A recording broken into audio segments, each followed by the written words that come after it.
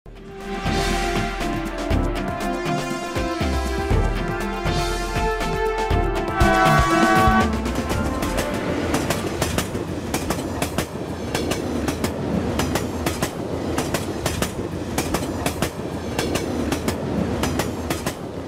স্বাগত জানাচ্ছি নির্বাচন নিয়ে এখন টেলিভিশনের নিয়মিত আয়োজন ভোটের ট্রেনে। পুরো এই আয়োজন জুড়ে আপনাদের সঙ্গে আছি আমি বেলায়েত হোসাইন। ভোটের ট্রেনের আজকের পর্বে আমরা আলোচনার বিষয় ঠিক করেছি ভোটের ওমে বিষয়ে আমরা আলোচনা করব। তবে তার আগে আমরা শুনে আসতে চাই আজকে কথা বলেছেন নির্বাচন কমিশনের সচিব। নির্বাচন কমিশনের একটি মত বিনিময় সভা শেষে তিনি বিভিন্ন বিষয়ে কথা বলেছেন, তার বক্তব্য শুনে আসব। নির্বাচনের সাথে দায়িত্ব পালন করেন তারা, দেখা যায় যে বিভিন্ন সময় স্থানীয় প্রভাবশালীদের আতিথেয়তা গ্রহণ করেন। এ কথাটা আমাদেরকে বারবারই আমাদের কানে এসছে এবং আমরা এবার বলেছি যে এটা যেন কোনো অবস্থাতেই না হয়। না হওয়ার জন্য আমরা যে প্রধানত যে কাজটা করেছি সেটা হচ্ছে যে ওনাদের ভাতার পরিমাণটা বাড়ানো এবং যেদিন নির্বাচনের কালীন দায়িত্বটা পালন করার জন্য অতিরিক্ত কিছু আর্থিক সুবিধা দেওয়ার কথাটা চিন্তা করা হচ্ছে, যাতে ওনারা পরনির্ভরশীল না হন। যারা অ্যাপটা ডাউনলোড করেননি ডাউনলোড করেন, যারা অ্যাপটা ডাউনলোড করেছেন তারা নিবন্ধন করেন, সো দ্যাট আমাদের এই প্রবাসী ভোটারদের সংখ্যাটা একটা আরও ভালো হয়, তাতে আমাদের যে প্রচেষ্টাটা আছে এই ভোটের যে আমাদের যে উৎসবমুখর পরিবেশটা আমরা আরও ভালো করে এটা এনজয় করতে পারবো। এছাড়া আজকে নির্বাচন নিয়ে কথা বলেছেন বিএনপির দুই শীর্ষ নেতা গয়েশ্বরচন্দ্র রায় এবং বিএনপির দুই মির্জা আব্বাস।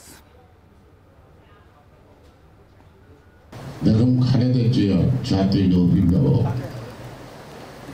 আমরা দলীয়ভাবে না রাষ্ট্রীয়ভাবে ঘোষণা করা হয়েছে তার জন্য দোয়া করার জন্য। গত 2-3 দিন যাবৎ আমাদের অনুরোধের বাইরে স্বতঃস্ফূর্তভাবে সবাই আল্লাহর দরবারে হাত তুলছে নেত্রীকে ভালো করার জন্য। জেলখানায় থাকা অবস্থায় অপচিকিৎসা দেওয়া হয়েছে, ফলে আমার নেত্রী আজকে অসুস্থ হয়ে পড়েছেন, যাকে আজকে আমাদের খুব প্রয়োজন ছিল, অত্যন্ত বেশি রকম প্রয়োজন জাতির জন্য। দর্শক, কথা বলেছেন জামায়াতের সেক্রেটারি জেনারেল মিয়া গোলাম পরোয়ার এবং জামাতের আমির ডক্টর শফিকুর রহমান, তাদের বক্তব্য শুনে আসবো। বাংলাদেশের 18 কোটি মানুষের জন্য একটি নতুন জাগরণ তৈরি করেছে। গ্রামে গঞ্জে পাড়ায় মহল্লায় এবার আশার সঞ্চার হয়েছে। আল্লাহ তাআলার দ্বীনের ভিত্তিতে একটি নতুন বাংলাদেশ, একটি সুশাসনের সমাজ আমরা উপহার পাবো ইনশাআল্লাহ। যদি দায়িত্বে যাই আমাদের চিন্তা এতটুকুতে থামবে না ইনশাআল্লাহ, আমাদের চিন্তা আরো বহু দূরে। এটা আজ হোক কাল হোক, আমরা বিশ্বাস করি সদিচ্ছা থাকলে, পরিশ্রমী হলে, আপনাদের ভালোবাসা পেলে সবগুলোই অর্জন করা সম্ভব হবে ইনশাআল্লাহ। আপনারা দোয়া করবেন আমরা যেন হিপোক্রেট না হই রাজনীতিবিদের নামে, আমরা যেন রিয়েলি সোশ্যাল সার্ভেন্ট হতে পারি। আল্লাহ যেন দান করে। আমরা ইনশাআল্লাহ একসাথে মিলে কাজ করবো আগামী দিনে ইনশাআল্লাহ। দর্শক, এই পর্যায়ে আমরা যুক্ত হব তৃণমূলের আলোচনার জন্য আমাদের সঙ্গে যোগ দিচ্ছেন সহকর্মী হারুনুর রশিদ ময়মনসিংহ থেকে। হারুনুর রশিদ, দেখতে পাচ্ছি আপনি একটি চায়ের দোকানে আছেন, কনকনে শীত শুরু হয়েছে। এই শীতের মধ্যে যে এলাকায় আছেন সেখানকার ভোটের আমেজ কেমন বিরাজ করছে? চায়ের আড্ডায় গল্পে মানুষ ভোটকে কতটা প্রাধান্য দিতে শুরু করেছেন একটু জানাবেন, সামগ্রিক পরিবেশের কথা একটু বলবেন। জিয়া,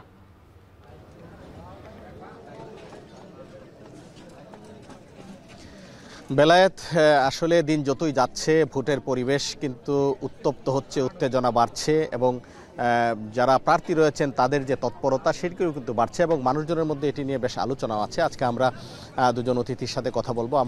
আমি প্রথমেই যেতে চাই, আমার ডান পাশে রয়েছেন সুজন, ময়মনসিংহ মহানগরের সম্পাদক আলী ইউসুফ। আমি আপনার কাছে একটু জানতে চাইবো যে আসলে ইতিমধ্যেই বেশ কয়েকটি দল তাদের প্রার্থিতা চূড়ান্ত করেছে, প্রাথমিক তালিকা প্রকাশ করেছে, তো আপনারা আসলে ভোটের যে উত্তেজনা বা ভোটের যে সরগরম অবস্থা কতটুকু পাচ্ছেন? আসলে ভোটের সরগরম এখনো জনগণের মধ্যে উত্তাপ ওইভাবে আসলে এখনো আসেনি। এখনো নির্বাচন নিয়ে জনগণের মধ্যে একটা দ্বিধা এবং দ্বন্দ্ব আছে। বিশেষ করে যারা নির্বাচন করবে, নির্বাচন কমিশনের মধ্যে দৃশ্যমান এবং অদৃশ্য তেমন কোনো তৎপরতা এখনও আমরা দেখতে পাচ্ছি না। কিন্তু আমরা সুজন মনে করি যে একটি গ্রহণযোগ্য নির্বাচনের মাধ্যমে একটি গণতান্ত্রিক বাংলাদেশ উপহার দেওয়া যায়। এই জন্য একটি জনগণকে সোচ্চার এবং সচেতন করবার জন্য আমরা বিভিন্ন পর্যায়ে কাজ করছি। আরেকটি বিষয় হচ্ছে যে একই নির্বাচনে, জাতীয় নির্বাচনের সাথে গণভোটের বিষয় দিয়েছে। এই গণভোট এবং জাতীয় নির্বাচন এইটি একটি কোনো দ্বন্দ্ব তৈরি করে কিনা, কারণ বাংলাদেশের নির্বাচন কমিশনের মধ্যে হয়তো এই তথ্য নেই যে বাংলাদেশের সকল জনগণ এখনো পর্যন্ত পড়তে পারে না। এই 4টি বিষয় পড়ে হ্যাঁ এবং না ভোট দিয়ে জাতীয় নির্বাচনকে শৃঙ্খলা নষ্ট করে কিনা এটি আমার একটু সন্দেহ আছে। ধন্যবাদ। আমি একটু আমার বাম পাশে যেতে চাই। ব্যবসায়ী সমিতি ঐক্য পরিষদের সাধারণ সম্পাদক তৌহিদুজ্জামান ছোট, আপনার কাছে একটু জানতে চাইব যে ইউসুফ ভাই বলছিলেন যে একই দিনে নির্বাচন, জাতীয় নির্বাচন এবং গণভোট, এটিতে কিছুটা সমস্যা তৈরি হওয়ার সম্ভাবনা আছে। আসলে আপনি কি মনে করেন বিষয়টি? আসলে উনি যথার্থই বলেছেন, কারণ এই পরিবেশে আমরা অভ্যস্ত না। বাংলাদেশের জাতীয় সংসদ নির্বাচন মানে একটা উৎসবমুখর পরিবেশ, এর মধ্যে গণভোটের মধ্যে গুরুত্বপূর্ণ বিষয় যার সাথে জুলাই সনদের জড়িত রয়েছে, সেটি করা উচিত হয়নি। এটি হয় আগে করা উচিত ছিল অথবা সংসদ নির্বাচনের পরে করা যেতে পারত। কারণ আপনি দেখতে পাচ্ছেন যে ইতিমধ্যেই নির্বাচনের তফসিল ঘোষণার সময় খুবই কাছাকাছি চলে আসছে। 2.5 মাসের প্রায় 70-80 দিন আছে নির্বাচনের বাকি, যদি ফেব্রুয়ারির মধ্যভাগ ধরি আমরা। কিন্তু জনগণের মাঝে সেই রকম উৎসাহ উদ্দীপনা লক্ষ্য করা যাচ্ছে না। আপনি এতদিনে টেম্পো উঠে যাওয়ার কথা, কিন্তু আমরা দলীয় কর্মী, নেতাকর্মীর বাইরে, খুব বেশি প্রার্থীদের বাইরে খুব বেশি উৎসাহ উদ্দীপনা লক্ষ্য করছি না। 237 আসনে বিএনপি অলরেডি ঘোষণা করেছে, জামাত অনেক দিন আগের থেকেই 300 আসনে তাদের প্রার্থী ঘোষণা করেছে, ছোট ছোট দলগুলো প্রার্থী ঘোষণা করেছে। সেই তুলনায় মাঠে তেমন উৎসাহ উদ্দীপনা লক্ষ্য করা, জনগণের যে পার্টিসিপেশন সেই জায়গায় নেই। জনগণ আসলে দ্বিধাদ্বন্দ্বের মাঝে আছে। আসলে গণভোট, জাতীয় সংসদ নির্বাচন, জামাত বিএনপির মধ্যে একটা মতানৈক্য, নির্বাচন হবে কি হবে না, তার সাথে আবার খালেদা যে অসুস্থ যুক্ত হয়েছে, সব মিলে একটি মানে একটা অন্যরকম পরিবেশ। মানে এটা বোঝা যাচ্ছে না সে নির্বাচন হবে কিনা। নির্বাচনটা ইনশিওর করা এই মুহূর্তে সবচেয়ে জরুরি হয়ে গেছে, তাহলে উদ্দীপনা ফিরে আসবে বলে আমরা মনে করি। ধন্যবাদ। আমি একটু আলী ইউসুফ আপনার কাছে আর একটু যেতে চাই যে এখন যে পরিস্থিতি আছে, আসলে নির্বাচন সুষ্ঠুভাবে সম্পন্ন করার জন্য আইন শৃঙ্খলা বাহিনীর সক্ষমতা বা পরিস্থিতি আসলে কতটুকু আছে, আর যারা প্রার্থী হিসেবে পরিচয় দিচ্ছেন বা মনোনয়ন পেয়েছেন তারা কি আসলে জনগণের কথাটুকু কতটুকু বলতে পারছে? দুটো বিষয় বলেছেন, যে আইন শৃঙ্খলা রক্ষাকারী বাহিনীর ভূমিকার কথা বলেছেন। আমরা দেখছি যে আইন শৃঙ্খলা রক্ষাকারী বাহিনী ছোট্ট ছোট্ট ক্ষুদ্র ক্ষুদ্র সহিংসতাকে তারা মোকাবেলা করতে পারছে না। যেখানে মব সৃষ্টি হচ্ছে সেই বিষয়গুলো মোকাবেলা করতে পারছে না। জাতীয় নির্বাচনের মতো একটি বিষয়কে, জনগুরুত্বপূর্ণ একটি বিষয়কে কিভাবে মোকাবেলা করবে আইন শৃঙ্খলা রক্ষাকারী বাহিনীর সেই সামর্থ্য তৈরি হয়েছে কিনা জুলাই আন্দোলনের পর, সেটি আমরা সন্দিহান।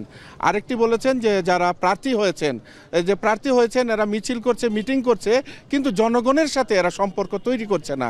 ভোটকে যদি উৎসবমুখর করতে চান তাহলে রাজনীতিবিদদেরকে জনগণের কাছে যেতে হবে এবং নির্বাচন কমিশন কিংবা সরকারের বার্তা জনগণকে উদ্বুদ্ধ করার জন্য বিভিন্ন কর্মসূচি তাদের নিতে হবে। সেই জায়গায়ও তারা অনুপস্থিত কিংবা দৃশ্যমান অদৃশ্যমান কোনো কিছু তৎপরতা আমরা দেখছি না। ধন্যবাদ। আমি ছোটন ভাই আপনার কাছে আরেকটু যেতে চাই যে ইউসুফ ভাই বলছিলেন যে আসলে যারা প্রার্থী হয়েছেন তারা মিছিল মিটিং করছেন, জনগণের কাছে ঠিক সেভাবে যেতে পারছেন না বা জনগণের কথাটা সেভাবে বলতে পারছেন না। আসলে কিভাবে যাওয়া উচিত বা কি বলা উচিত তাদের? আমার মনে হয় প্রার্থীরা হয়তো চেষ্টা করছেন, জনগণই আসলে বিশ্বাস করতে পারছে না আসলে নির্বাচনটা মাঠে করাবে কিনা। জনগণের কাছে বিশ্বাসযোগ্য করে তোলা জরুরি। এটি প্রথমত রাষ্ট্র এবং নির্বাচন কমিশনকে ইনশিওর করতে হবে। নির্বাচন হয়ে যাচ্ছে, কিন্তু প্রচারণা, রেডিও টিভিতে এই প্রচারণা আমরা দেখতে পাচ্ছি না। যে উৎসবমুখর পরিবেশ, যে নির্বাচনী ডামাডোল হওয়ার কথা, সেটি দেখা যাচ্ছে। সুতরাং প্রার্থীরা ইচ্ছা করলেও পারবে, বাট এরকম না। জনগণই সম্পৃক্ত হচ্ছে না, তারা ওয়েট অ্যান্ড সি একটা অবস্থায় আছে। তবে প্রার্থীরা চেষ্টা করছে, কিন্তু নেতাকর্মীর বাইরে সাধারণ জনগণের অংশগ্রহণ বলার মতো না। কিন্তু নির্বাচন কমিশন যদি ইনশিওর করতে পারে, আমার ধারণা তফসিল ঘোষণার পরে এটি বৃদ্ধি পাবে এবং জনগণ ফুল ফেসারের মাঠে নামবে এবং কর্মীর বাইরেও সমর্থক এবং সাধারণ জনগণ মাঠে নামবে, তখন একটি উৎসবমুখর পরিবেশ তৈরি হবে। আর আরেকটি ভয়ের বিষয় হচ্ছে যে বাংলাদেশে আইন শৃঙ্খলার বিষয়টা আপনি যেভাবে বলছিলাম, এখন আমরা আর্মি 1 বছর যাবত মিনিস্ট্রি সহ ক্ষমতায়, কিন্তু দৃশ্যমান আইন শৃঙ্খলার খুব বেশি উন্নতি হয় নাই। 91 থেকে 2008 সাল পর্যন্ত কেয়ারটেকার আমলেও আর্মির যেই ভূমিকা ছিল সেটি যদি না করা যায়, ইভেন অপারেশন ক্লিন হার্টের সময়, 111-এর সময়, সেটি যদি ইনশিওর করা না যায়, মানুষ ভোট কেন্দ্রে যেতে ভয় পাবে এবং সহিংসতার দিকে প্রার্থীরা আকৃষ্ট হবে, যে যার মাসুল পাওয়ার থাকবে। তো এই মুহূর্তে আর্মিকে অ্যাক্টিভ করা, আইন শৃঙ্খলা বাহিনীকে অ্যাক্টিভ করা জরুরি। পুলিশকে দিয়ে এটি করা খুবই কঠিন, এটা আর্মি নির্ভর হওয়া লাগবে। সশস্ত্র বাহিনীকে যদি এই মুহূর্তে অ্যাক্টিভ করা না যায়, জনগণকে নির্বাচনমুখী করা খুবই কঠিন হয়ে যাবে। ধন্যবাদ। আমরা কথা বলছিলাম দুজন অতিথির সাথে, তারা যেটি বলছিলেন যে সময় যত যাচ্ছে হয়তো নির্বাচনের যে আমেজ সেটি সৃষ্টি হবে এবং প্রার্থীরাও ভোটারদের কাছে যাবেন, ভোটারদের মধ্যে উৎসাহ তৈরি হবে। কিন্তু তার আগে যেটি করতে হবে সেটি হচ্ছে যে আইনশৃঙ্খলা বাহিনীর যে তৎপরতা বা সক্ষমতা সেটি জানান দিতে হবে এবং আইনশৃঙ্খলা বাহিনীর তৎপরতায় যখন সাধারণ জনগণ আশ্বস্ত হবে ঠিক তখনই কিন্তু আসলে সেই যে নির্বাচন ফ্রি, ফেয়ার এবং একটি ক্রেডিবল নির্বাচন হওয়ার জন্য যে মানুষের প্রত্যাশা সেটি পূরণ হবে বলে আশা করছেন। তো এই ছিল আমার কাছে সর্বশেষ।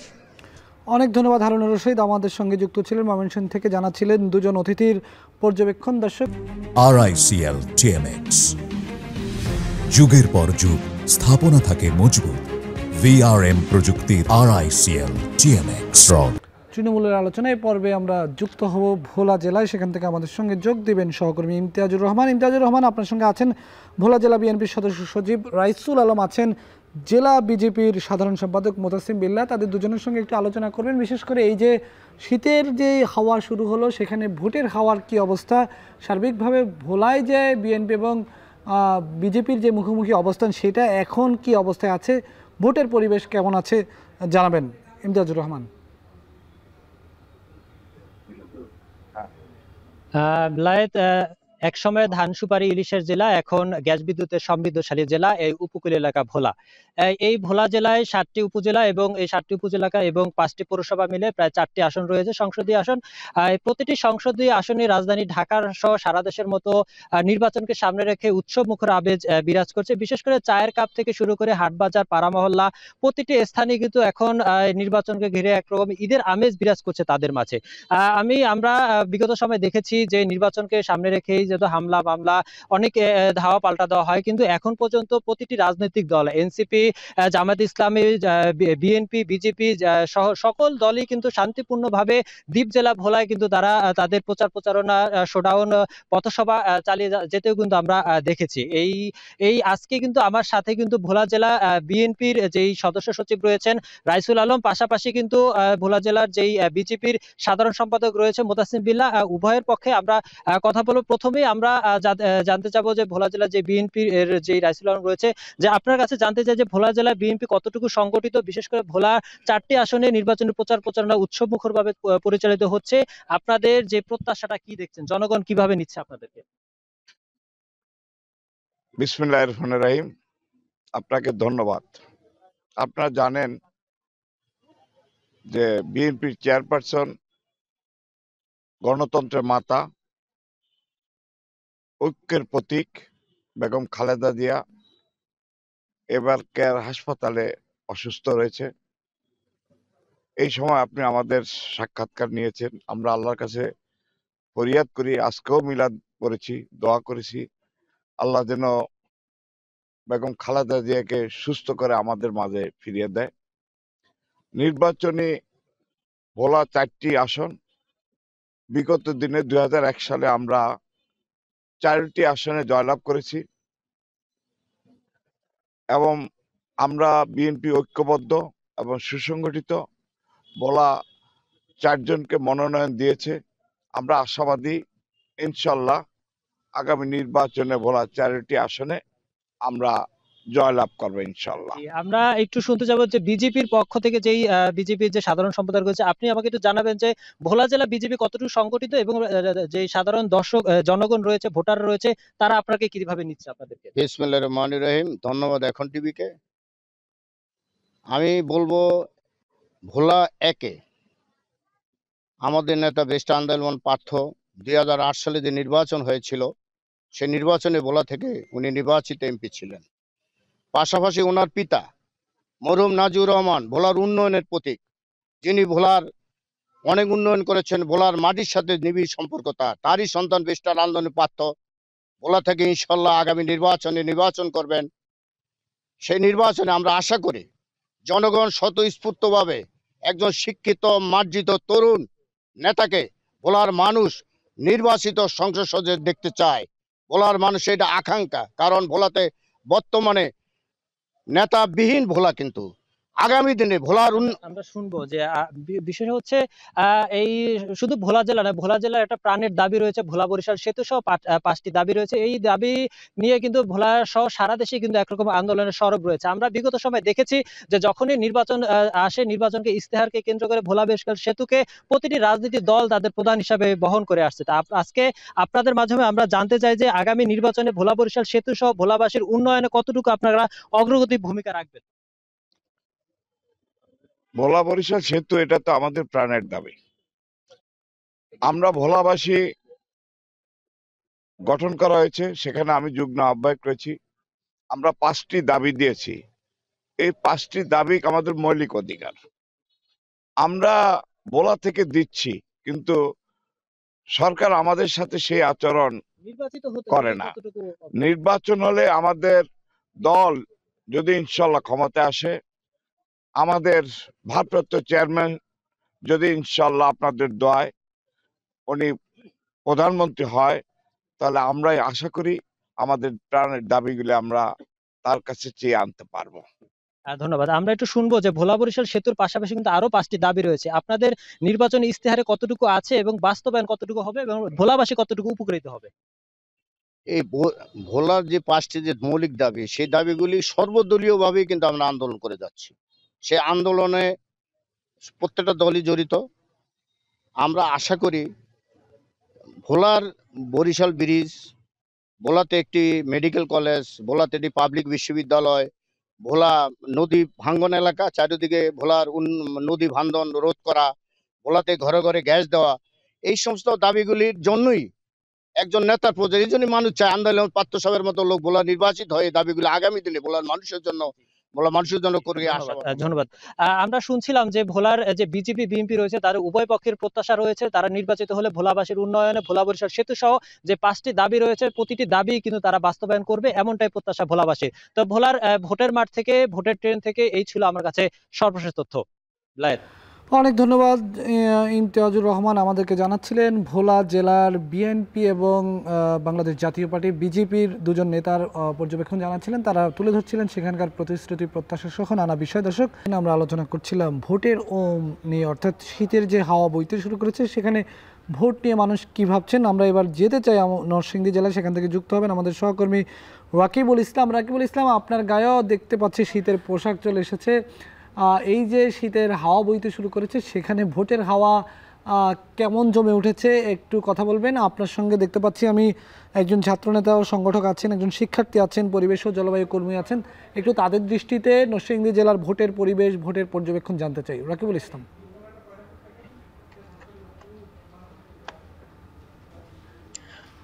বেলায়েত, আপনাকে ধন্যবাদ।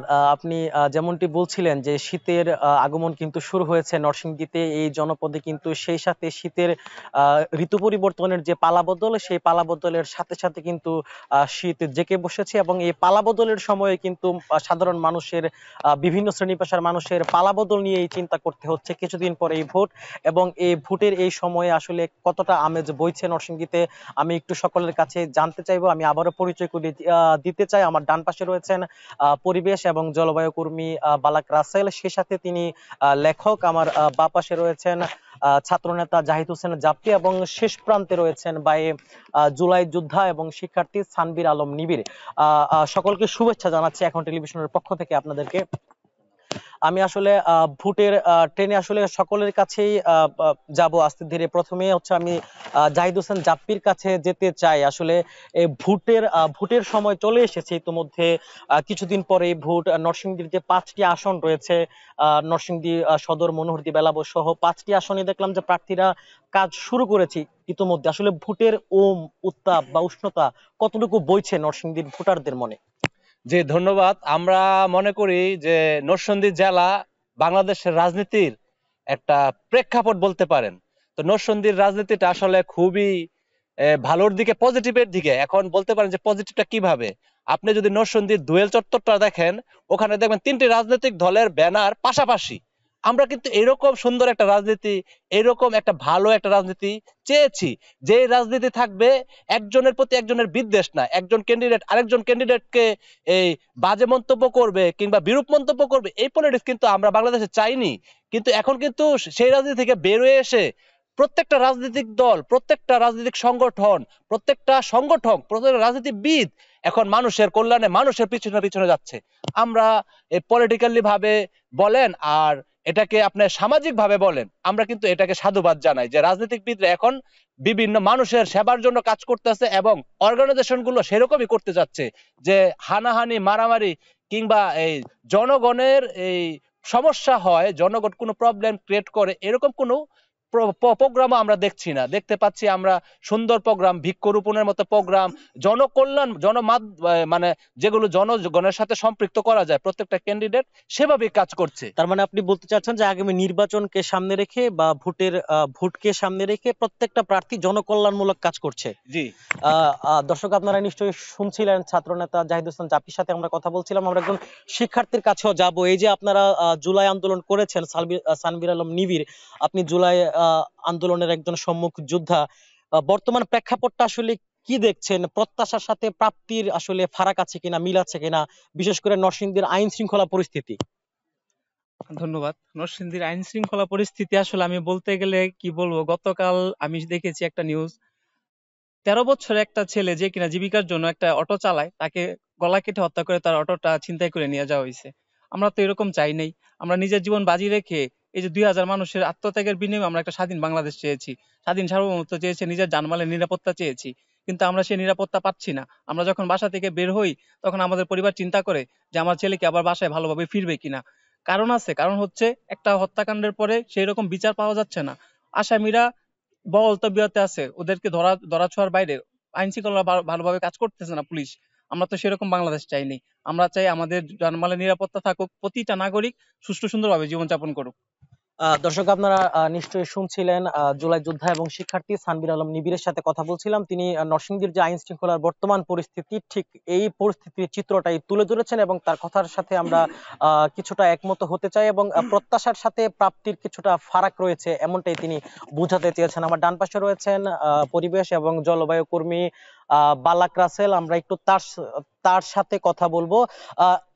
রাসেল ভাইয়ের কাছে আমি জানতে চাইবো যে নরসিংদী কিন্তু একটি ইন্ডাস্ট্রিয়াল হাব, বাণিজ্য কেন্দ্র।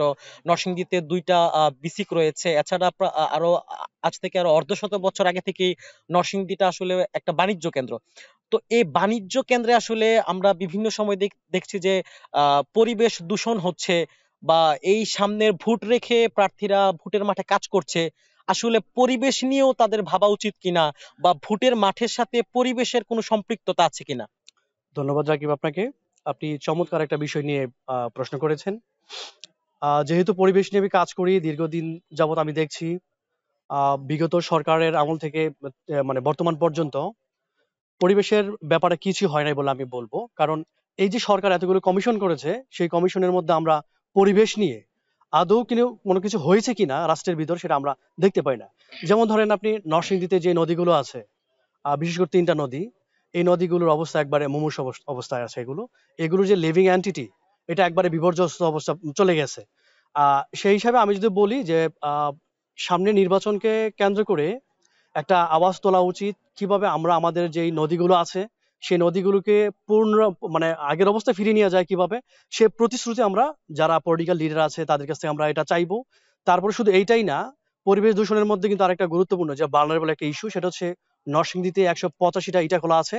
প্রচুর পরিমাণে ধোঁয়া সৃষ্টি হচ্ছে। এখানে হচ্ছে প্রচুর পরিমাণে সাইজিং মেল, যেগুলো থেকে আপনার ককশিট পোড়ানোর মধ্য দিয়ে বা চামড়া পোড়ানোর মধ্য দিয়ে প্রচুর পরিমাণে ধোঁয়া সৃষ্টি হচ্ছে।